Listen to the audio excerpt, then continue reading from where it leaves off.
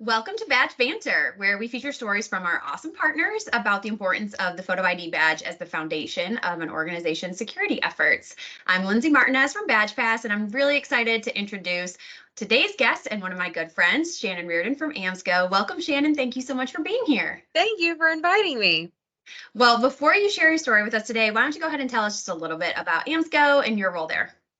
So AAMSCO, we are 45 years old and we are based in Little Rock, Arkansas, and we serve most of the state with ID badging and security needs. I've been with AAMSCO for 16 years and have grown up in this industry much like Lindsay has. So I've slowly moved up to vice president and been in sales for my entire career thus far. So Shannon and I really kind of both got our start here, and it's like we grew up in it is the best way to describe it. But Shannon has horrific photos of her dressed up as an ID badge at trade shows in early days of her career. And I similarly have very ridiculous photos of me as a kid on like I'm the sample badge that used to exist for all different types of marketing campaigns back in the day, which I don't remember giving my consent for. So Yeah, I don't know. No, we could roll these pictures in with the credits from this week's episode, right? Or something. We should find those for sure. I know. I know where they are. So I know where my mom has stored all of these, and I think that one of them is posted here at the office, so we can find those easily.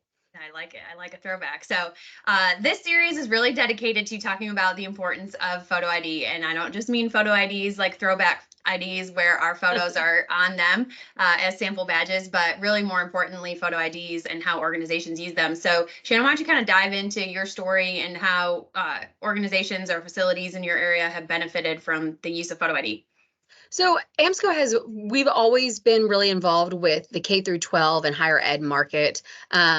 But over the past particularly the past decade, we have done a lot more with K through 12 and focusing on campus security. Obviously, school districts have really been updating their security needs and making sure that this is a part of their processes. So we've had a lot of success with school districts as they first maybe want to only look at ID badges, and maybe sometimes it's only for staff, and then growing that in with students. Eventually, what we always find is that they want to then get the visitor management piece, and then once they can find more funding, go and get the access control. We've had a lot of success with them starting small and then growing to a bigger security platform using their ID badges.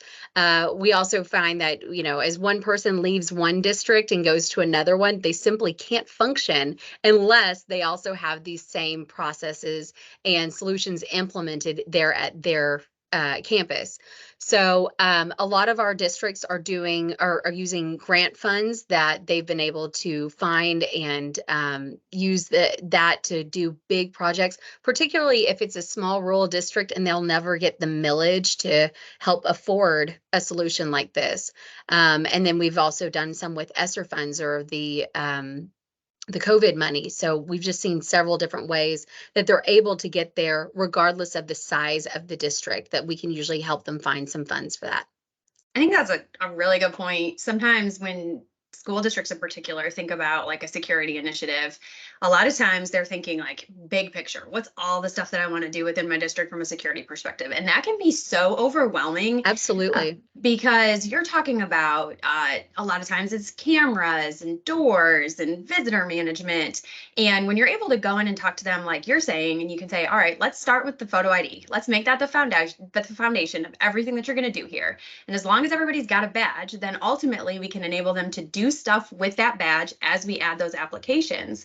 And it's almost like you can just take it off in like bite-sized chunks. Right. And it helps make everything so much easier to digest. And then of course, like they can find funding as it becomes available. And it just makes everything so much simpler down the road. So I love that.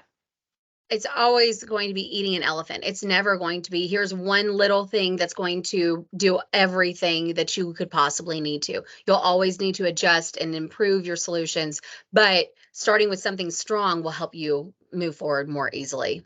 So, yeah. I love it. I love it. Well, thank you so much, Shannon. It's always great to catch up with you. So I really appreciate your time today. My pleasure. Thank you. All right. Well, join us next time as we take you beyond the badge.